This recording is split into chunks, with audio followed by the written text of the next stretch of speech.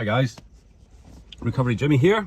Yeah, everything's good. Sorry about the lighting. The sun is right in my eyes. I've tried to kind of shield it a wee bit, but there's only so many empty sandwich boxes that I've got that I can kind of do that with. But anyway, crack on. Today, oh yeah, Christmas jumper day. Superman. Simply super. Right, so today I wanted to talk about dry January. I don't think it's a thing that I've ever done or even attempted. I just thought, what's the point in that?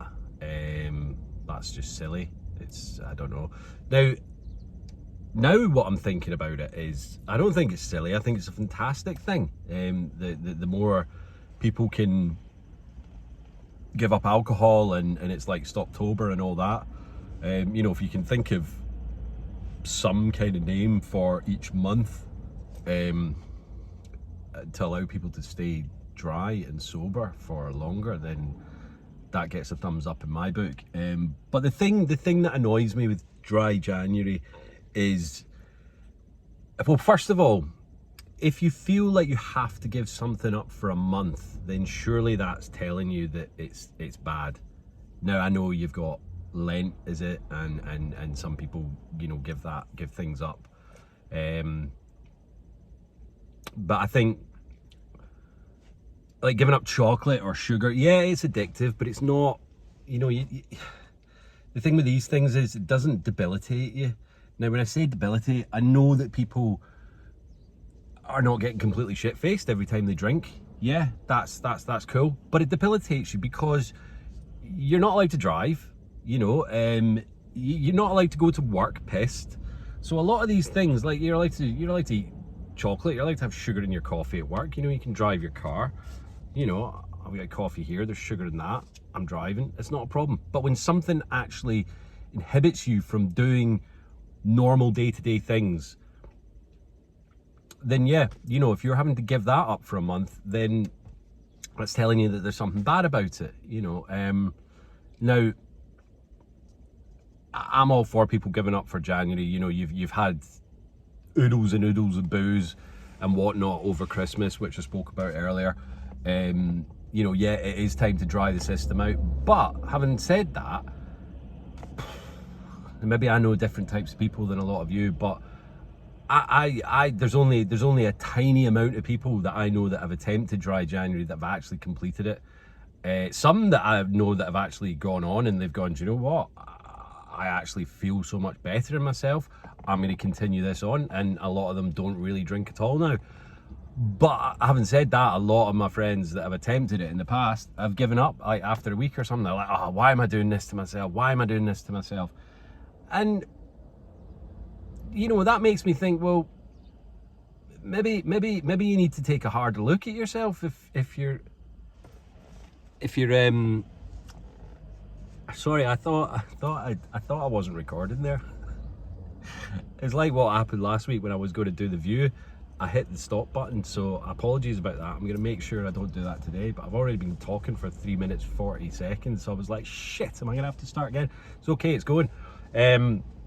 So yeah, I think that means that you have to take a long, hard look at your drink, your alcohol consumption, because if you can't physically and mentally give up alcohol, which is a drug, you know, it's addictive. If you can't physically give that up for 1 month, then, you know, have a look at excuse me, that's rude. Have a look at what your kind of intake is and why you can't give that up for a month. Now, yeah, there might be someone's birthday in January, or there might be a wedding or whatever. Now, that might be the case, but you don't have to drink at these events. You know, you can drink, you can, don't use that as an excuse. You can go to these events. There will be other birthdays, there will be other weddings. February's not that far away. You can drink in February if that's what you're going for. But yeah, you know, the fact that you can't give it up for 1 month is a worrying state of affairs. And I think a lot of people, you know, I think I've said this before, but alcohol's a drug, right? Now, not everyone gets into a state like I've got into. Now that being said, who knows whether some people are destined to become alcoholics or addicts, and some people aren't, and they can continue on. I'm kind of, you know, I'm on the fence in that, because I don't know, I'm not a scientist, but at the end of the day, if it's a drug and drugs are addictive, then the more you do something, the more likely you're to become to being addicted to it. You know, to me, that's kind of common sense. So obviously I did a shitload of it, and maybe my willpower and control isn't as good as other people, so I continued it on, and certain points in my mental health, and you know, all these different key factors come into it. But plain and simple, it's a drug and it's addictive. So even if you're not a massive binge drinker or this, that and the other, and you're just doing a little bits, but you can't actually give it up for the entire month of January, then that drug, that addiction has got a tiny little hold over you, and that's not cool, you know. So the point in that is, unless you rein it back, it will only get worse. Now, there are so many people out there that don't even know they're an alcoholic, or don't even know it's a problem, because they're functioning and they're managing to do this, that and the other. And yeah, that's cool. Well done you for getting up in the morning and not drinking in the morning and going to work and doing all that. But you know what? Your life could be so much better without it. Like, really? Like, it's almost like you're on a knife edge waiting for that to tip, where you're no longer a functioning alcoholic. You're actually just fucking everything up because of it. For what? For what? Like, a little bit of a laugh? I think the debate's still out on that, whether it is actually a laugh to get drunk, because, you know, you can, and I know I keep harping on this, you can go out and have a good time. Yeah, it's actually better. It is actually better. You know what? I used to always be like, the understanding, you know, you can have fun without alcohol, but I never did, you know. That purely wasn't the thing, because I was in that sequence of life and all that I just, you know, but I just prefer it, you know. But I didn't prefer it. It was just because I was fucking addicted to it.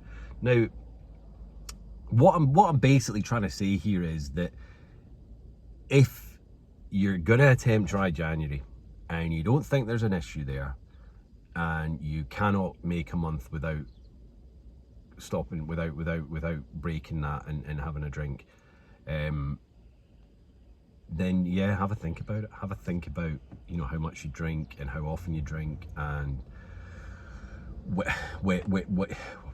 what kind of different events you're going to and you're drinking, or is it everything that you're drinking? You know, I mean, like, the thing is, this YouTube that I'm doing in my recovery Jimmy and all that, yeah, it's essentially for people that have a problem and they're in recovery, or they're trying to get into recovery. That's like 99.9% of the people that I'm doing this for, as well as myself. But I'm actually, you know what, fuck it, I'm all for this. And I know I'm not being stupid and naive saying that alcohol's never going to be, it's ever going to be eradicated or made illegal or this, that and the other, but we need to address the problem, because it's massive and it's just getting worse. Because, you know, after this pandemic and all that, the amount of people that now have issues, be it massive or small, they have issues that are, you know, directly related to alcohol, and that's not cool. So this needs to be addressed. So people that maybe don't think they're an alcoholic or are not an alcoholic, why are you drinking then? Do you know what I mean? For what? Like, just, and I'm not saying stop it, I'm just saying have a think about why you drink. Like, for what reason are you actually doing that? You can't drive home, you need to get a taxi. I've said this many times before, there's no such thing as a cool drunk person. Forget about what you see in the movies or what your big fucking dead rock stars are doing. You know, I've written that out. There's no such thing as a cool drunk person. Yeah, there's a person who's not that drunk and is a little bit boozy, and they maybe, you know, have a loose tongue, or their inhibitions are lowered a little bit. Yeah, they're the same person though, do you know what I mean? They could be like that without the drink. They just think that they need the drink to do that, so they need to work on maybe a bit something else to give them a bit more confidence. But you go tip the scales and you've got someone that's pissed, fuck that. No, they're just a bumbling. Okay, to other people that are drunk, they might seem like they're very cool because they're blah blah blah and they're making funny and they're this, that, and the other. But to sober people, nah, they're just dicks, man. They're just dicks. They're not funny at all, and they just look like an absolute drunken bum. Now, I might not be making any friends with this video today, but it's how I feel, and you know what, I don't care. I'm just going to say it how it is, because at the end of the day, I can. You know, I'm not a hypocrite. I was that drunken idiot, and I've seen the light, and now, you know, my life is better, and it can be for a lot of other people. You just need to kind of, you know, and again, you know what, if you're not even going to try dry January, try it and see what happens. See what happens. See if you can do the entire month, and if you can do the entire month, then think, well, why do I want to go back to boozing all the time? Because I feel better, my skin's better, I've got more money in my bank account, you know, I wake up fresh in the morning, and I don't stink of booze. So, you know, I know, again, I'm putting everything to the extremes here, because I'm sure people don't stink of booze, like, well, they do if they drink, but do you know what I mean? I'm not saying it's all the time. But yeah, you know, like, if you go home and your partner's maybe not a big drinker, but you go home and you open the fridge and have a beer straight away, you stink of beer, man, and it's not nice, because after like an hour, that starts getting, well, 5 minutes, I guess, stale. Stale beer is horrible. So if you're gonna, you know, your partner's not drinking or whatever, and you know, you go and give them a kiss or whatever, it's a foul smell. So food for thought for today. Yeah, I'm gonna try and not. We've got some windsurfers out here.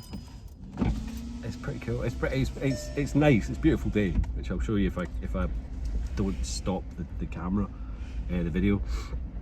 But we've got, yeah, there's obviously still quite a bit of breeze going on from Storm Barra, but we've got some windsurfers, and there's a little boat as well. Right, fingers off the button.